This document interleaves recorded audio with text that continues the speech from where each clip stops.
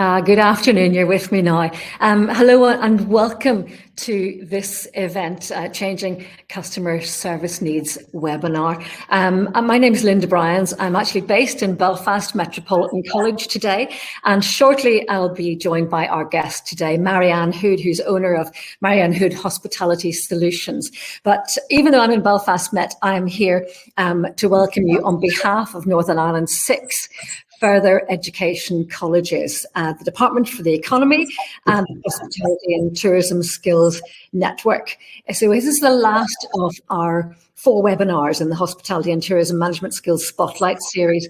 Previously, you have discussed skills development, funding programs, strategies that support the sector moving forward in what is a very challenging time. And of course, there were lots of other relevant and timely topics. And today we're going to be focusing, as I said, on the needs of the customer, changing needs of customer service, and how you as managers can respond. So you're all very welcome. Now, at the end of our presentation by Marianne, we will have a question and answer. So that will be coming up at the end of that. You're encouraged to leave questions. There's a little chat box at the side there, you'll see. So please do leave questions in there for Marianne to address. And could I ask, please, if you would let us know what sector you are representing today. That will just help us to tailor your question, maybe answer it a little more accurately. So let us know what sector you are speaking from today. There are also going to be some polls that we want you to take part in. They're going to be at the side of the screen, and that's just to get your views on various issues. So this is Management Skills Spotlight series. It's been created to provide you, the sector representing hospitality and tourism, with bite-sized learning opportunities that are directly relevant to your industry and your role and the work that you carry out day to day, issues that impact you as a manager. So the series has enabled you to build skills, to gain knowledge, to share experiences with other managers in hospitality and tourism, and drawing on the skills and expertise of guest speakers and industry representatives, as well as our college lecturing staff across the Northern Ireland. There are over 60,000 people employed in hospitality and tourism sector in Northern Ireland. That's pre-pandemic figures, of course. So the past year has been, you need me to tell you, it's been the most challenging yet in this area for business owners and for staff who are working in the sector. And there have been huge impacts on mental health and well-being apart from anything else. So one of the many challenges faced by the sector as a result of the pandemic is the change in customer needs and customer service expectations. So your industry has had to pivot, and that has led to both opportunities and to challenges. And we've seen some people respond very well to those.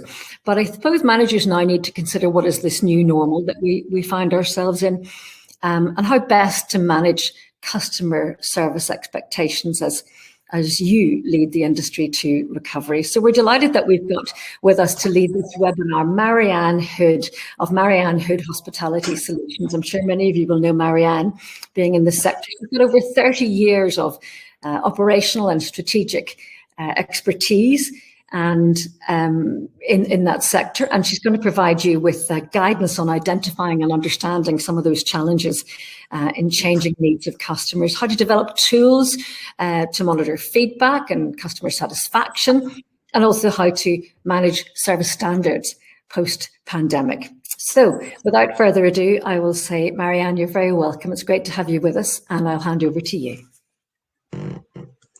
Thanks very much, Linda. And thank you very much for asking me to do this. I'm delighted to be here. Recent research by Caterer has highlighted that 63% of consumers plan to visit a pub, bar, cafe or restaurant within 1 week of reopening. And that's great news for us.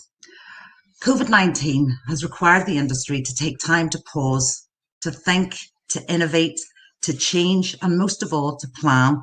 Plan for a time when we can reopen. Plan for the safety of our people and our customers, and most importantly, plan to ensure that venues are safe, welcoming, and provide the hospitality experience that people yearn for and have missed so much over the past 15 months.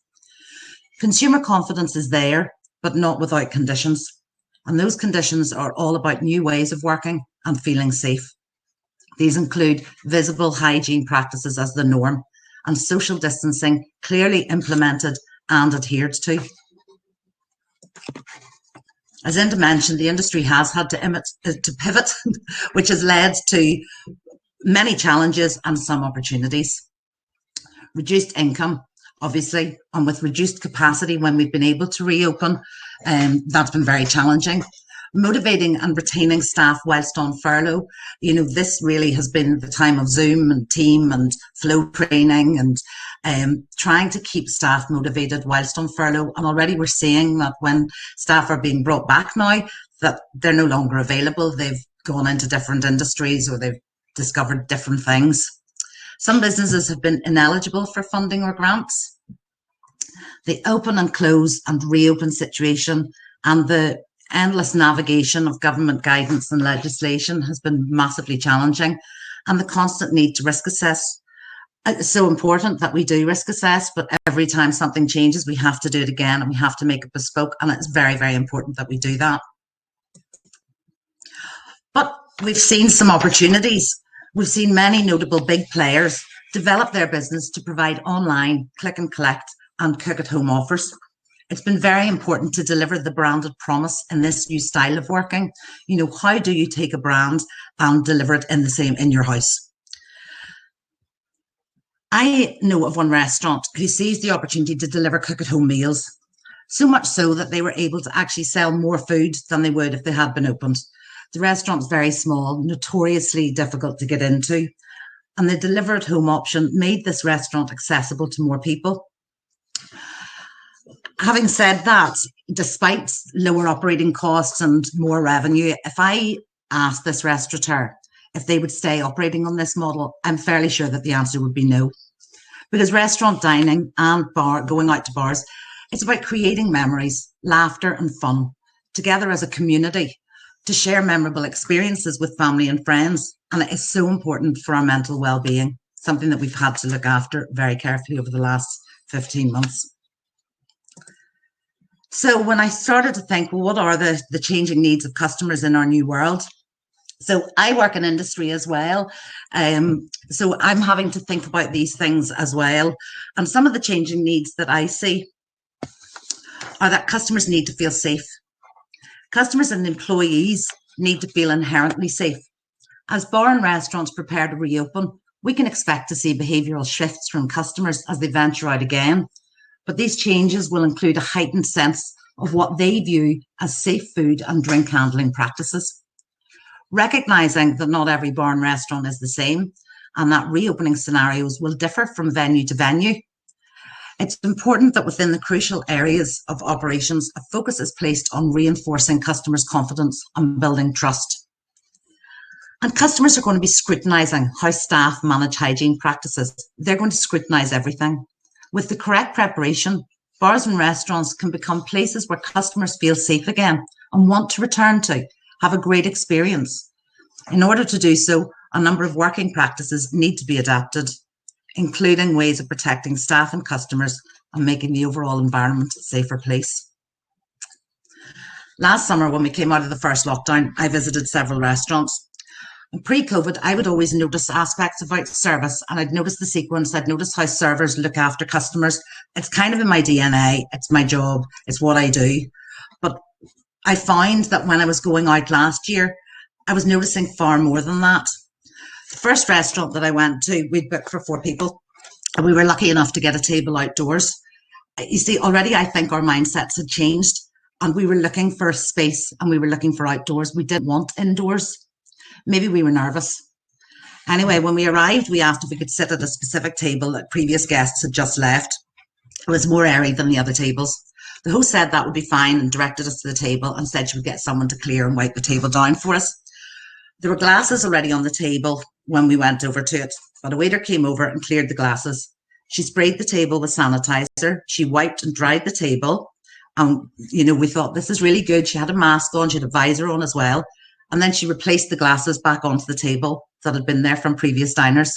So she didn't know that they weren't our glasses. My friend asked her for an ashtray, and she was so pleasant. She smiled, she was charming, but she hadn't been trained. The ashtray she brought over had 6 cigarette butts in it. Now, that was disgusting before COVID, but it's even worse afterwards. One of the most important things that a customer is going to be looking for is well-trained staff. If the staff do not give the customer confidence that they're doing things right, then this is going to damage the reputation of the venue. You see, I was a consumer. I was a customer then, and I needed to feel safe.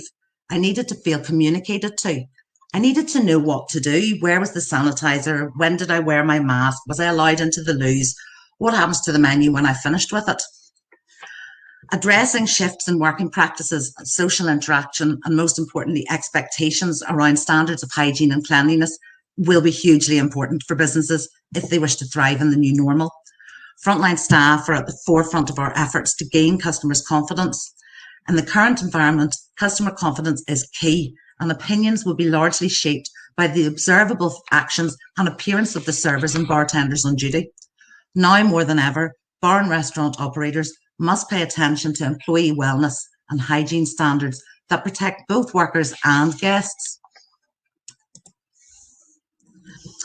A Data Essential COVID-19 report called Money Matters found that 76% of consumers say a restaurant's cleanliness and food safety will matter more to them after COVID-19. This report from Data Essential demonstrates that the importance of cleanliness and sanitation is more important to consumers than healthy options on a menu, more important than the taste of the food or the value for money. Knowing a restaurant or bar is clean is going to make consumers feel more comfortable.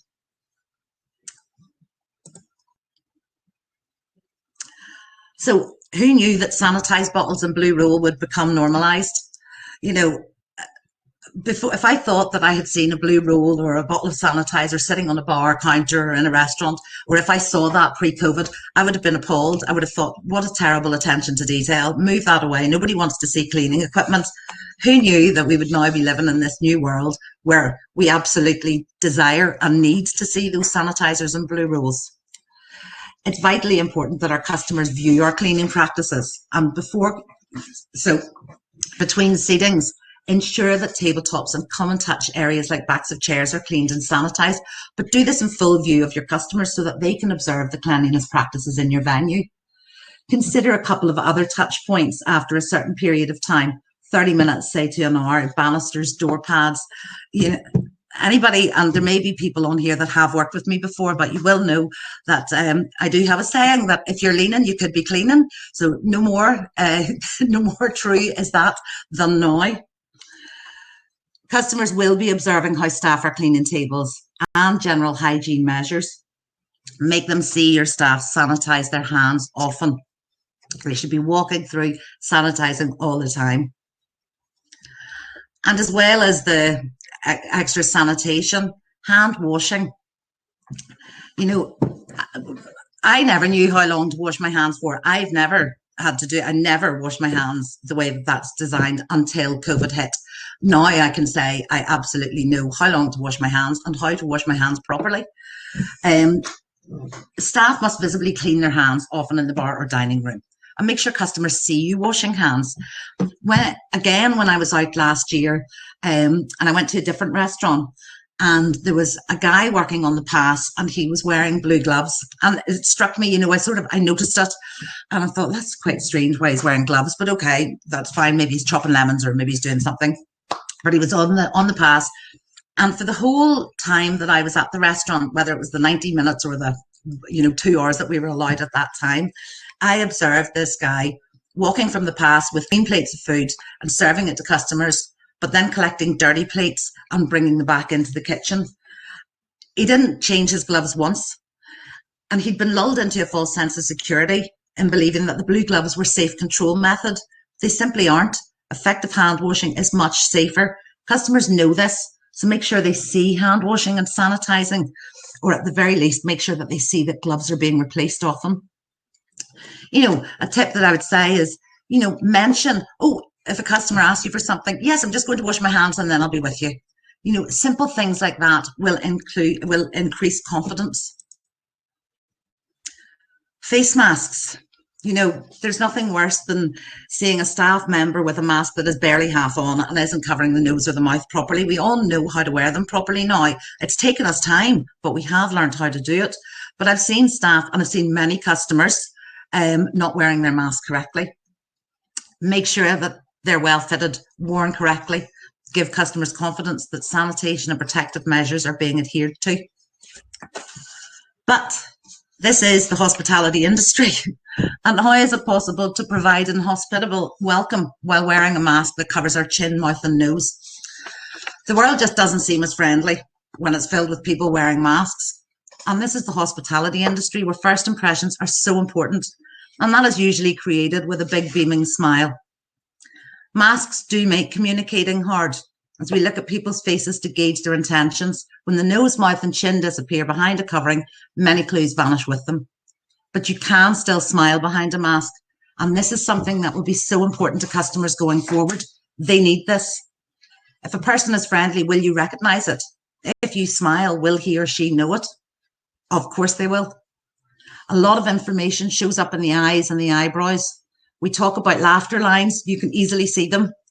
More than ever, it'll be so important to make eye contact, especially in that very important first impression. It can be intimidating wearing a mask, but please don't think that it is not worth smiling behind a mask. Your customers need to feel your smile. And people can also hear when someone smiles because it changes in the shape of the mouth. It causes the voice to become brighter. When you smile behind a mask, it automatically lifts your voice, making you sound more jolly. I used to do this thing when I was training hotel receptionists to answer the phone, and I made them say how they answered the phone normally, and then I asked them to do it with a smile on their face. And the difference in their voice was amazing. Give it a go. Your customers deserve to feel your smile, even if they can't see your mouth. But it goes without saying that eye contact is vital too. Just the power of giving someone eye contact in this new crazy world is going to change everything. Attention to detail is going to be key to giving confidence. According to a 2011 research by Harris Interactive, 79% of respondents said they will avoid a restaurant after encountering a nasty toilet there. Now, that was in 2011. We can be certain that the current number will be much higher. A dirty bathroom will quickly erode the trust you've worked so hard to build. By association, the guest is going to start thinking, well, if the bathroom and floor is this dirty, what else is? Check your bathrooms regularly. Clean and sanitize them based on frequency of use. Soap, paper towels, sanitizers should all be filled often. And if this is not a task normally completed by your team, for example, if a hotel usually has a housekeeper managing it, train staff on how to check a bathroom when there's no housekeeper on. Other areas that you need to be mindful of, for example, if floors appear dirty and worn, light bulbs are out, upholstery is torn, things like these will be noticed by guests and will damage their impression of an establishment. The picture on the right is how I was out for dinner on Sunday. This is how my cutlery was presented to me on Sunday when I was out for dinner. This is awesome. This gave me confidence that my utensils had been well cleaned and were in a sanitary condition before I used them. I was very, very impressed with the measures that this particular restaurant had taken.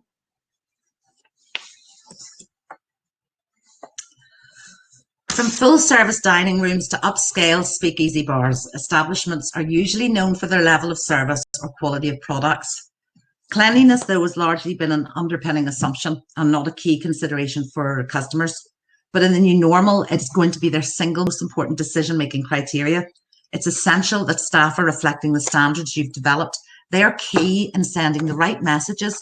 Their actions and appearance are vital to gaining the confidence. And if staff are untidy, that's going to give the impression that you're disorganised, and that could cause a lack of trust in hygiene and food preparation standards.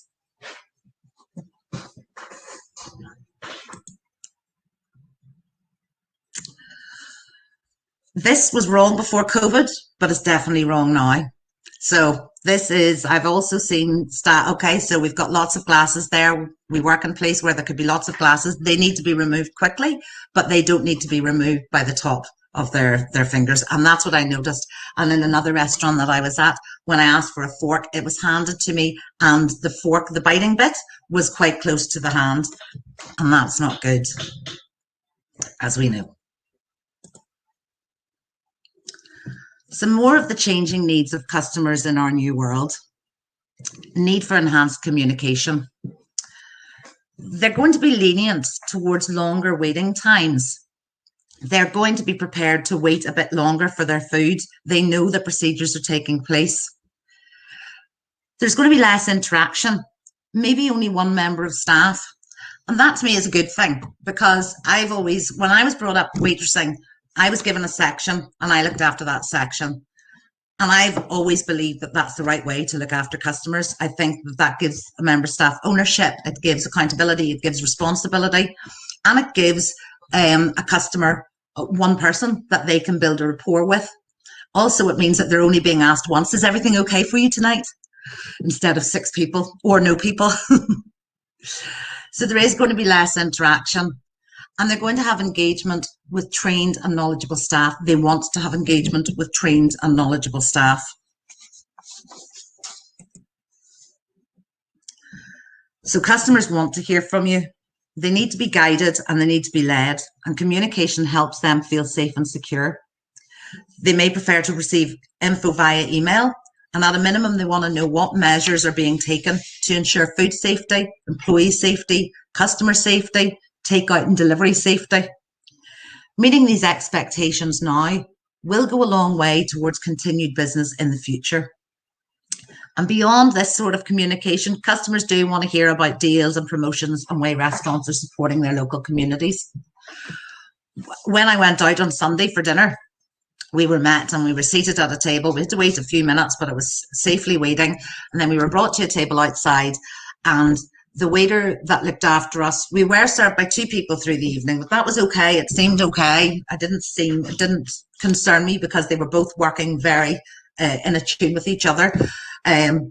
When we sat down, we were told about a QR code, but it was explained to us if we didn't have a smartphone to use the QR code to access the menu, that we would have the disposable menu, and that we should rest assured that the menu was going to be thrown out afterwards.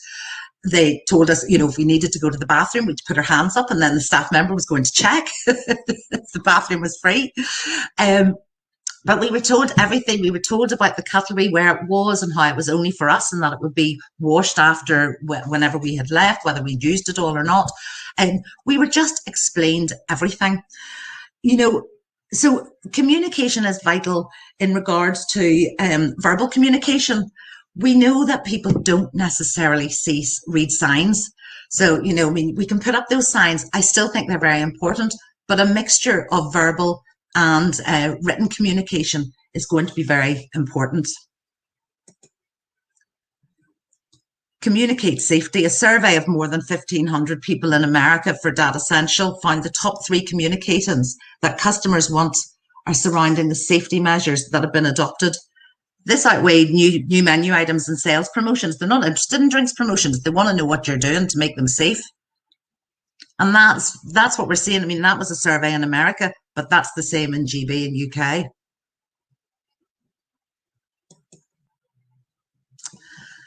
So I want to now show you a video of how the Galgorm Spa and Golf Resort communicated to their customers. This impressed me very much, and I hope it does you as well.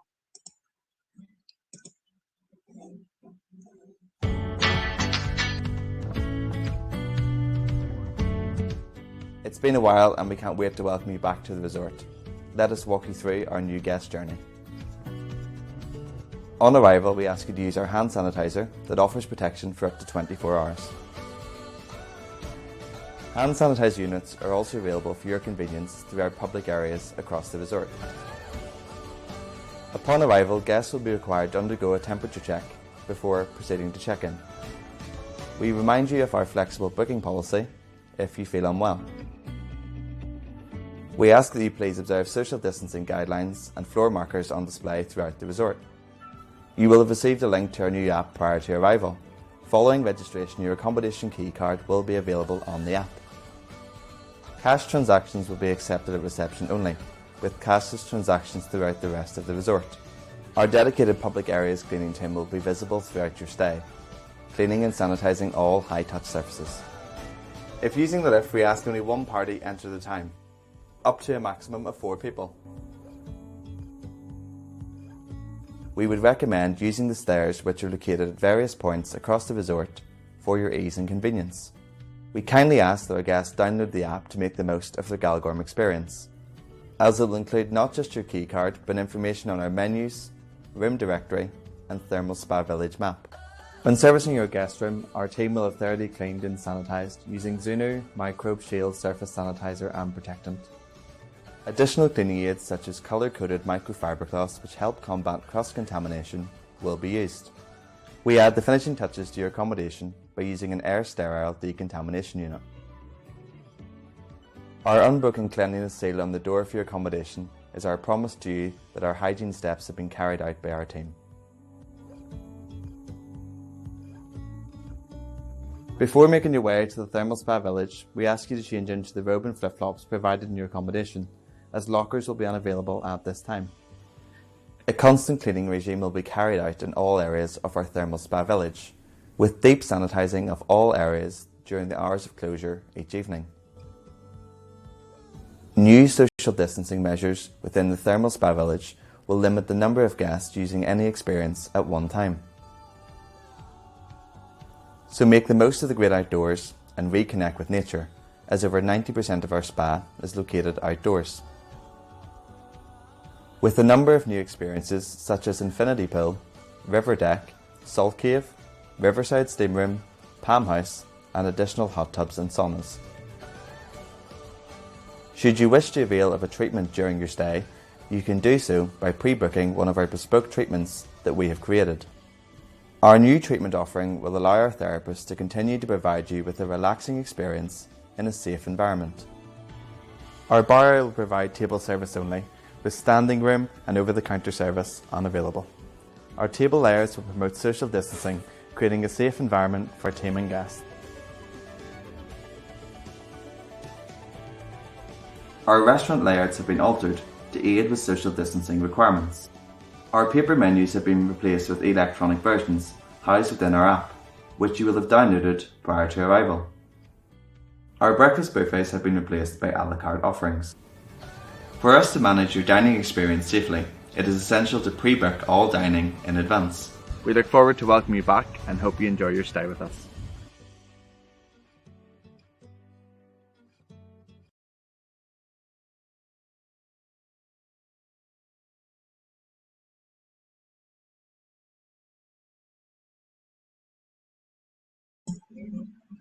So many buttons to push, right? I think I'm back. So hopefully you enjoyed that and you could see what Galgorm did to communicate to their guests. I know that I would have felt very safe and secure whenever I had seen that. If that had been given to me, it's sort of like, this is what you have to do when you go. It just makes me confident, more confident. So frontline staff are at the forefront of our efforts to gain customers' confidence. And in the current environment, customer confidence is key. Opinions are going to be largely shaped by the observable actions and appearance of the servers and bartenders on duty. Now, more than ever, bar and restaurant operators must pay attention to employee wellness and hygiene standards that protect both workers and guests. So staff training, when we talk about team training, the main thing you must consider is that there will be some activities which staff may never have done before. Make sure you've trained staff to high standards across every new role, ensuring they're confident in their new responsibilities. Whether you've put on a new host at the doors who's explaining to people, right, this is where you go or this is where you sit. If your staff aren't familiar with that, make sure you've trained them. Role descriptions. Keep in mind that your staff may need to take on extra responsibilities or their role may require them to be more focused on certain tasks which are unfamiliar or demand excellence. They must be aware of those tasks that are extremely important. For example, table bathroom sanitation. Great hospitality.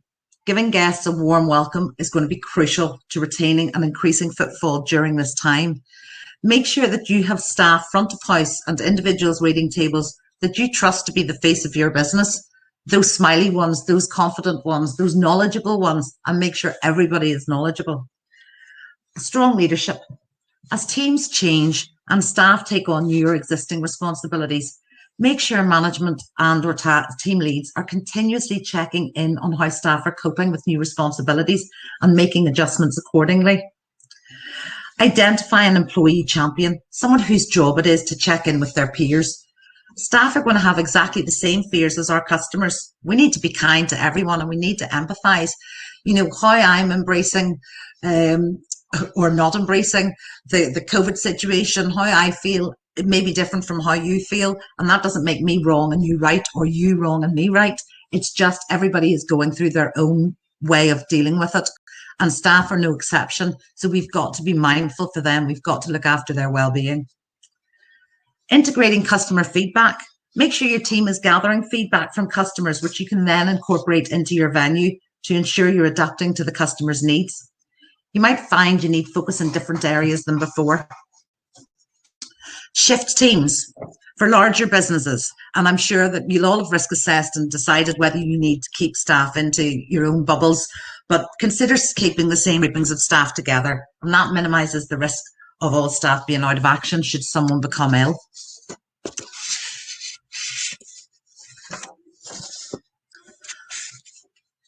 The caterer published 5 top tips to reopening safely. And as hospitality moves towards reopening, the emphasis is on workforce planning, how to get our people back into work safely and with the confidence to deliver a great experience for consumers. Training is key. Strong, successful openings will hinge on the quality of the training you give your people. New hygiene and distancing rules will be a challenge at first, and they continue to be a challenge, but with the right training, this will become second nature. Focusing on the soft skills, empathy, understanding, emotional intelligence will all play a vital part during a successful reopening. Customers will need reassurance from front of house teams to rebuild confidence in the sector. Communicate honestly and openly with your teams. Take time to explain how you will be operating, what's going to be different, how every contribution is vital in making reopening a success. Make sure they understand your risk assessment procedures. Make sure they've contributed to your risk assessment procedures. They do the job. Be agile, be flexible. What looks great on paper might not work well once the public are back in through your doors. Be prepared to make quick changes and include your team at every part of the discussion. And be authentic. Customers are going to have to adjust to new ways of socialising, and they're going to need the guidance and support through the changes. The way your teams and restaurant or venue communicates with customers is key to creating an enjoyable experience for all.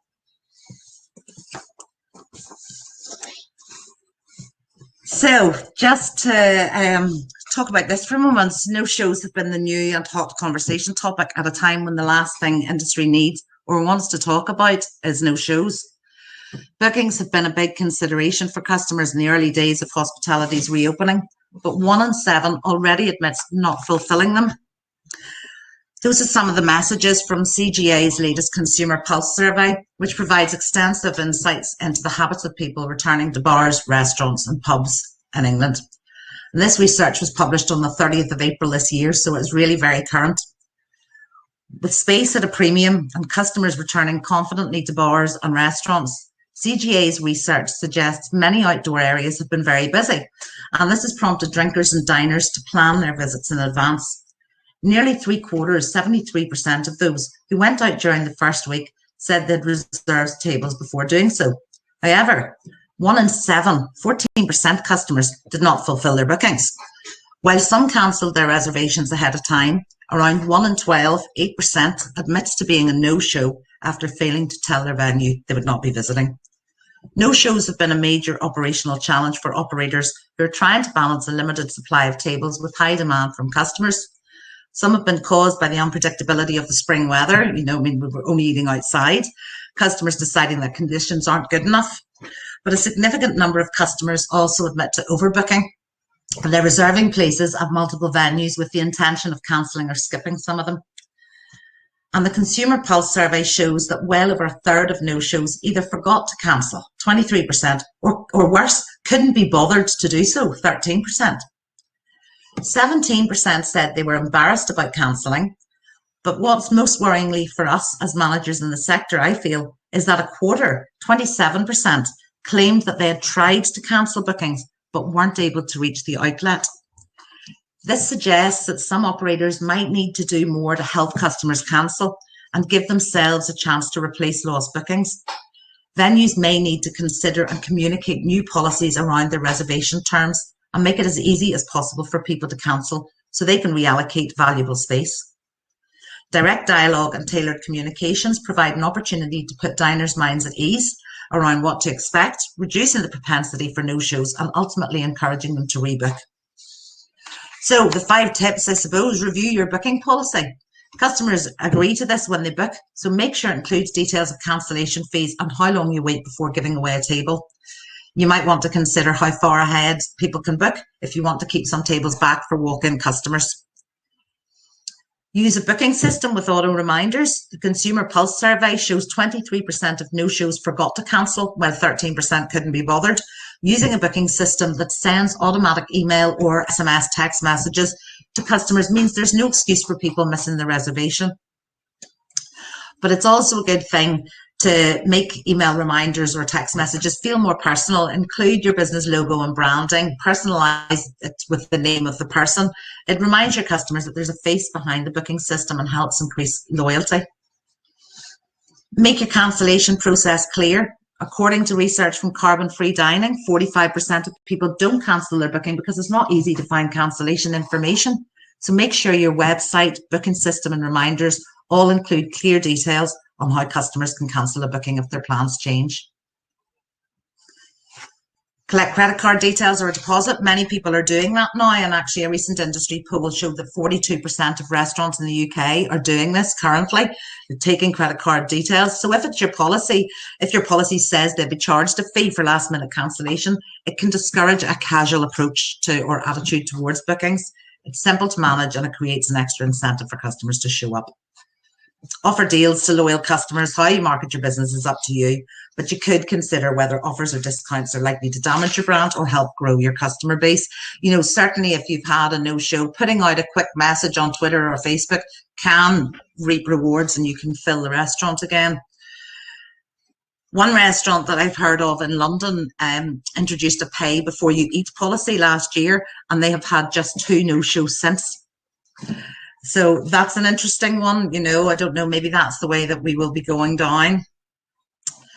These are 2 emails that I received for a booking that I'd made. It was very easy for me to cancel or confirm. So this was confirming. The first message that I got was confirming my booking. It told me what time I was needed to leave, so there was going to be no surprises there. It thanked me for booking. It explained that tables are in short supply and every no-show has an impact, which I thought was a nice way of putting it. It then told me if I needed to cancel my reservation, please phone or email with a minimum 1 hour's notice. And then it went on that they would impose a £20 per person no-show late cancellation fee for all reservations. It then gave me the communication message that I wanted. We've gone above and beyond the COVID guidelines to keep everyone safe, and we're operating on a much smaller team, so please be patient with us. So that was I knew exactly what was happening, where I was going. You know, I was happy to have received that. And then the next day, on the Saturday, I got a reservation reminder, and it didn't tell me that I had to make a phone call or that I had to email. It simply gave me 2 buttons, and that button was that I could either cancel the booking or I could confirm the booking. And that was what I thought that venue had done so well, that they were minimizing their risk of having no-shows because they were prompting and then they were reminding and they were making it easy for me to cancel or confirm my booking. I assume that had I not hit confirm booking, that they may have been on the phone to me. The other thing, though, is it's very important to ensure staff are trained to manage phone call bookings and cancellations. Because if they are phoning, your staff need to be able to manage that. So that's really everything that I've got at the moment. Just to say that, you know, in conclusion, customers do have changing needs now. We need to double down on the basics of hygiene and cleanliness. There's enough doom and gloom We need to make sure that we're smiling with our eyes when wearing a mask, communicate our procedures, train staff thoroughly, take every step possible to avoid no-shows, and be kind to everyone. And as restrictions begin to lift, customers will return to restaurants that they believe will provide them, restaurants and bars and hotels that they believe will provide them with an enjoyable, safe and good value experience. In the short term, the way customers define a good experience is likely to be determined by your venue's ability to follow the hygiene guidelines. That, to me, the thresholds may have shifted slightly. The building blocks for great experiences will continue to be food and drink quality, consistency, atmosphere, convenience, excellent service, but the newly weighted attention towards cleanliness can't be ignored. So it's vital that operators double down on the basics: clean, well-maintained facilities, quality food and drink, trained, knowledgeable and personable staff. Only then will businesses be in a position to win customers' trust and build future success.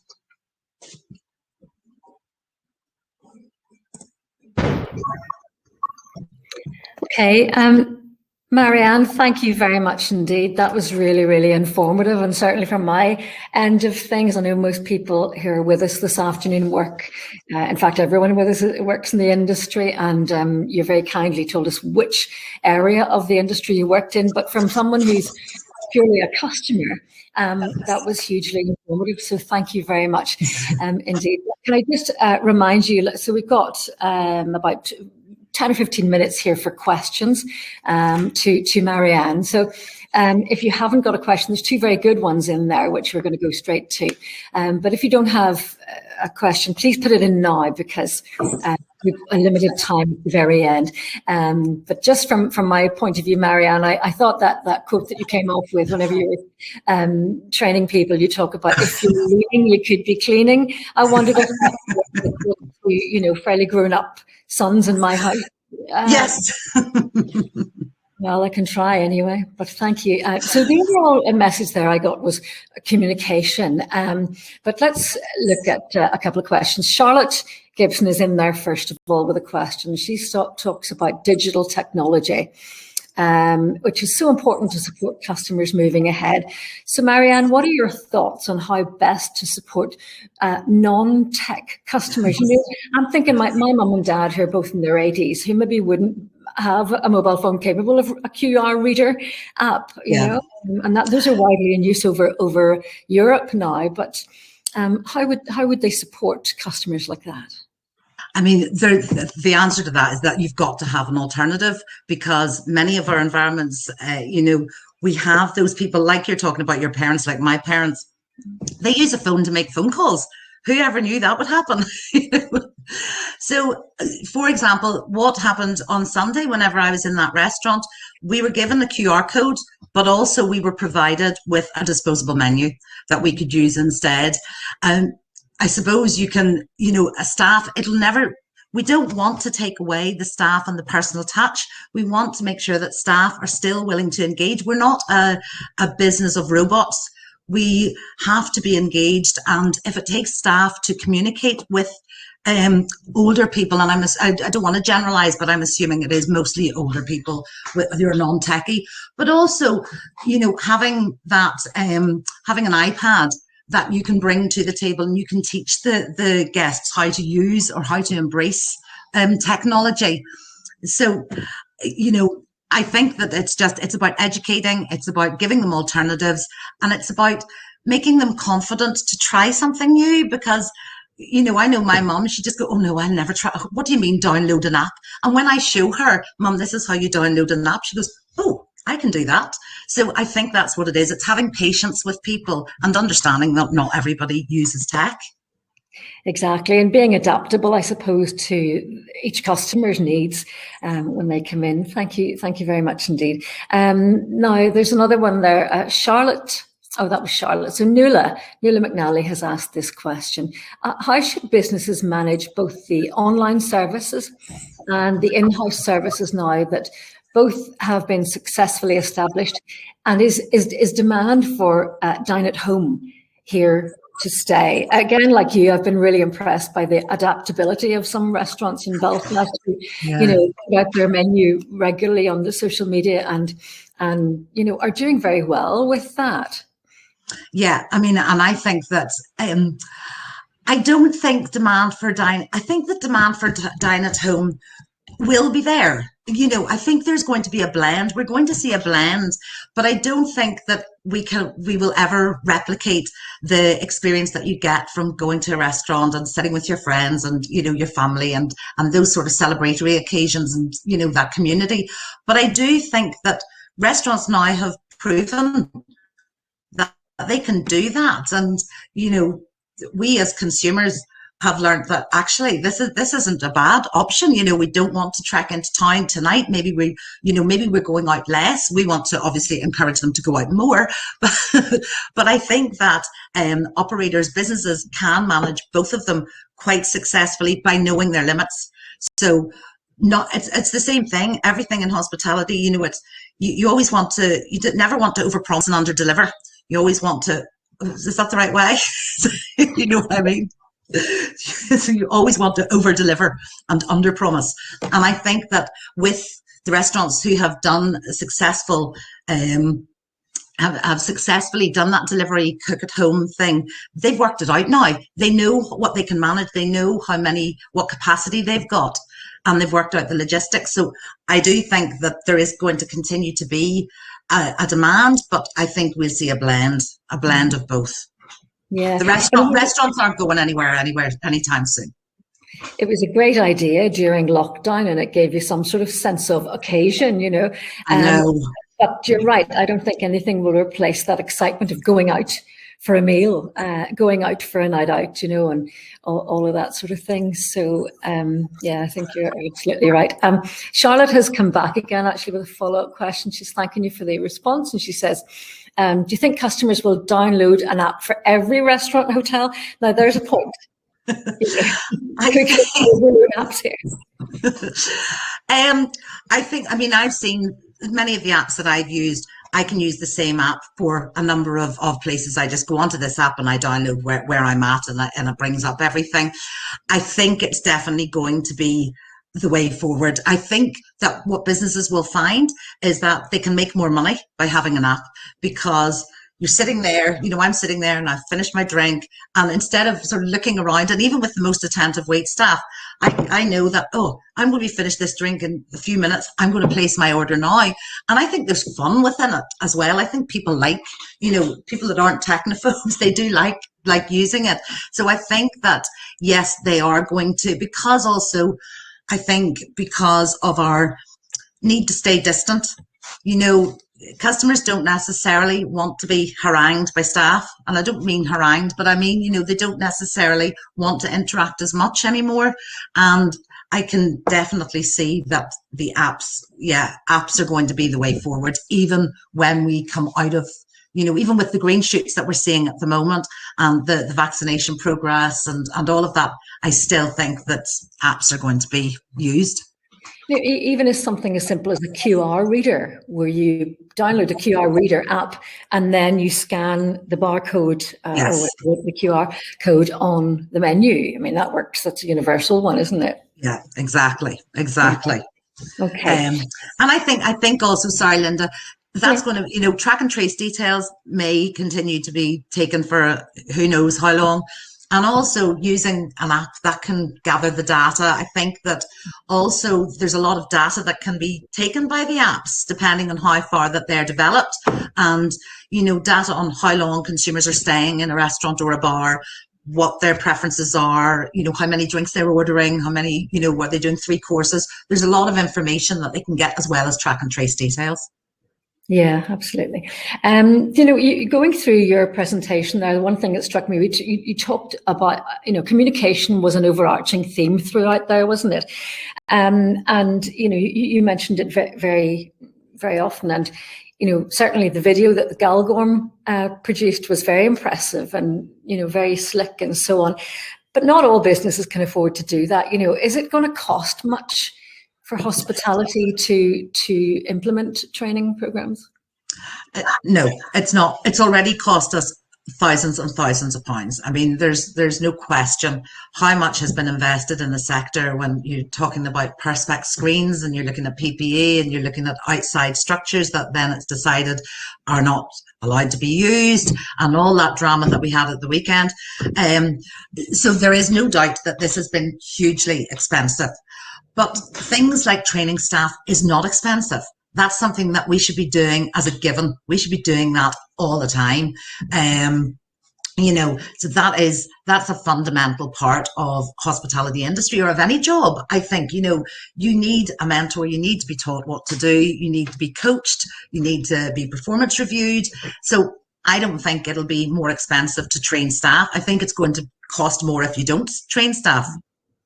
And you talked there about earlier in your presentation about the soft skills that staff will need, and anyone interacting with customers. I mean, I suppose that should be the top of any job spec, but that's what employers everywhere are looking for, a bit of nous so that you can kind of judge the mood and move forward with it.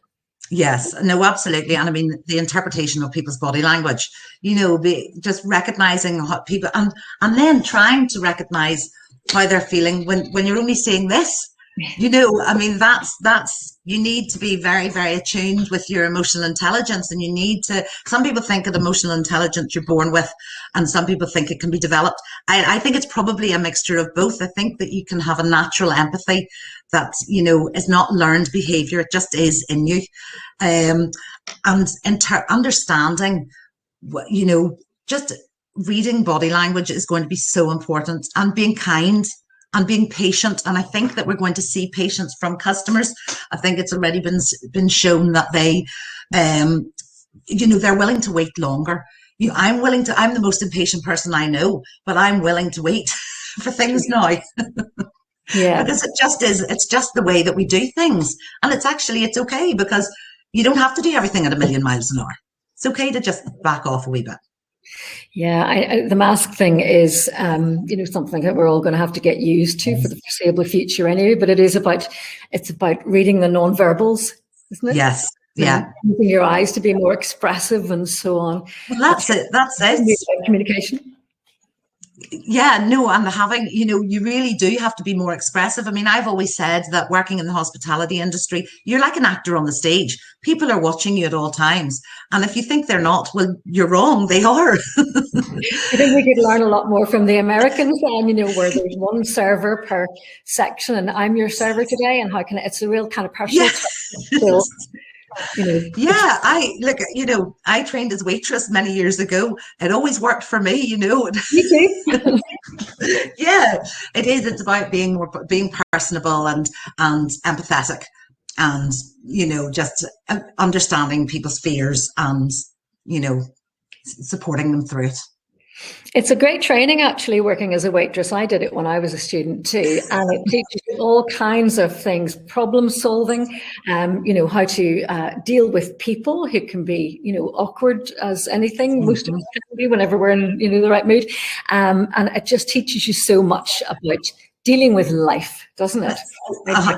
Totally. I mean, my eldest has worked in the industry for a number of years, and I have 2 younger ones. I will make them work, because I think that the life skills, as you say, the life skills that you get, sets you up for whatever career you're going into, and that's what hospitality is. It's a career, and it's a career of choice.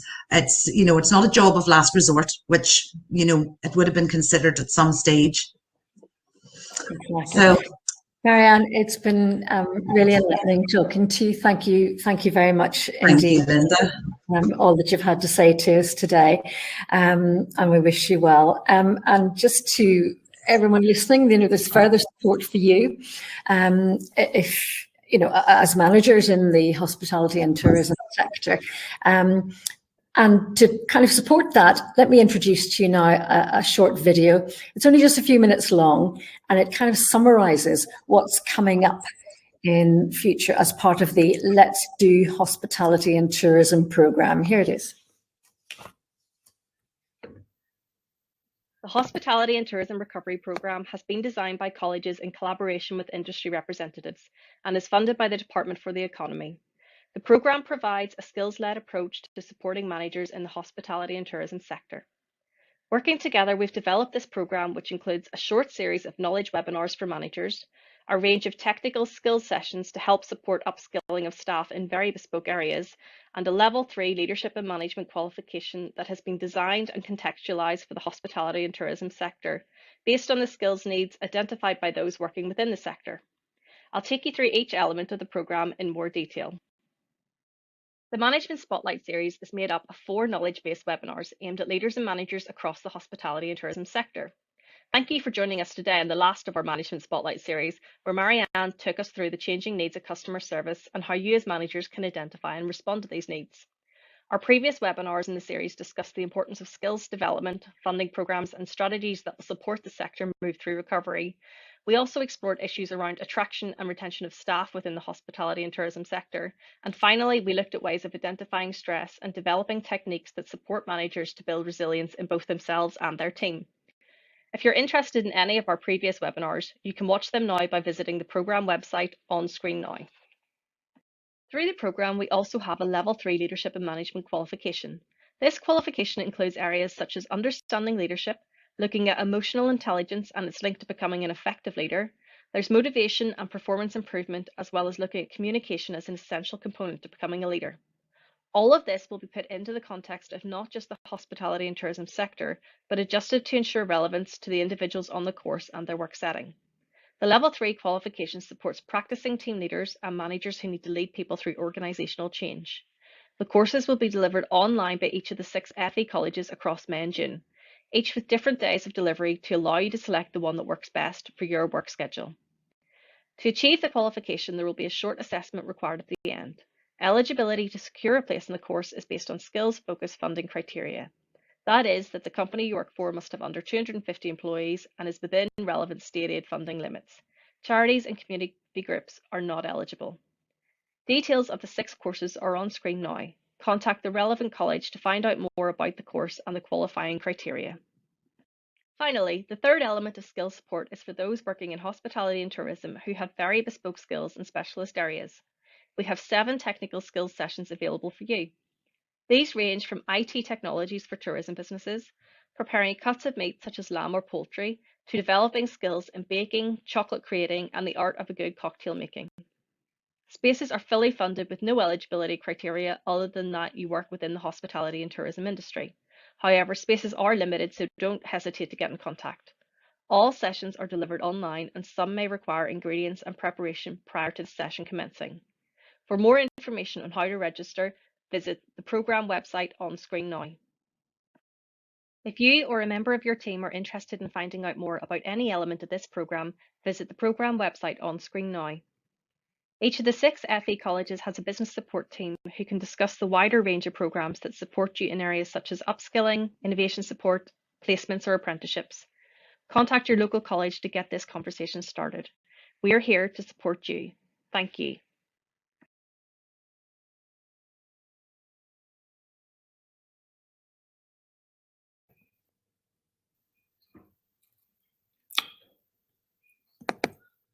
Okay, I'm not sure. I think the video left me there, so I'm not quite sure if... Have you got the video, Marianne, or did it just end there? No, it just ended, I think. It ended. Great. Okay. Well, not great, but I thought maybe I'd done something wrong because I think my PC, my laptop's about to run out of battery. So this is scheduled to run until the top of the hour. So we've only got a couple of minutes left. Marianne, any final thoughts you want to add before we log off?